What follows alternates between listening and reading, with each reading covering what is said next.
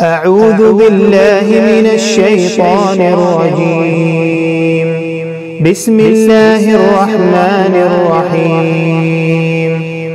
تبارك الذي بيده الملك وهو على كل شيء قدير، الذي خلق الموت والحياة ليبلوكم أيكم أحسن عملا وهو العزيز الغفور، الذي خلق 7 سماوات طباقا ما ترى في خلق الرحمن من تفاوت فارجع البصر هل ترى من فطور، ثم ارجع البصر كرتين ينقلب إليك البصر خاسئا وهو حسير، ولقد زينا السماء الدنيا بمصابيح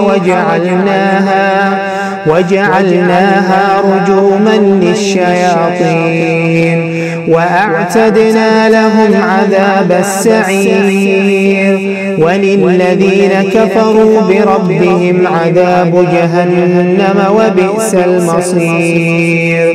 إذا ألقوا فيها سمعوا لها شهيقا وهي تفور تكاد تميز من الغيظ، كلما ألقي فيها فوج سألهم خزنتها ألم يأتكم نذير، قالوا بلى قد جاءنا نذير فكذبنا وقلنا ما نزل الله من شيء إن أنتم إلا في ضلال كبير، وقالوا لو كنا نسمع أو نعقل ما كنا في أصحاب السعير، فاعترفوا بذنبهم فسحقا لأصحاب السعير. إن الذين يخشون ربهم بالغيب لهم مغفرة وأجر كبير، وأسروا قولكم أو اجهروا به إنه عليم بذات الصدور، ألا يعلم من خلق وهو اللطيف الخبير، هو الذي جعل لكم الأرض ذلولا فامشوا في مناكبها وكلوا من رزقه وإليه النشور.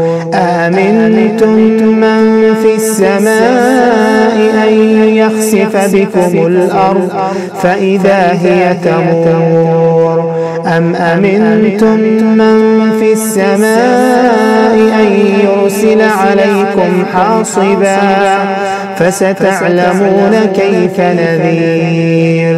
ولقد كذب الذين من قبلهم فكيف كان نكير، أولم يروا إلى الطير فوقهم صافات ويقبض ما يمسكهن إلا الرحمن إنه بكل شيء بصير. أمن هذا الذي هو جند لكم ينصركم من دون الرحمن إن الكافرون إلا في غرور. أمن هذا الذي يرزقكم إن أمسك رزقه بل لجوا في عتو ونفور. أفمن يمشي مكبا على وجهه أهدى أمن يمشي سويا على صراط مستقيم. قل هو الذي أنشأكم وجعل لكم السمع والأبصار والأفئدة قليلا ما تشكرون. قل هو الذي ذرأكم في الأرض وإليه تحشرون. ويقولون متى هذا الوعد إن كنتم صادقين. قل إنما العلم عند الله وإنما أنا نذير مبين.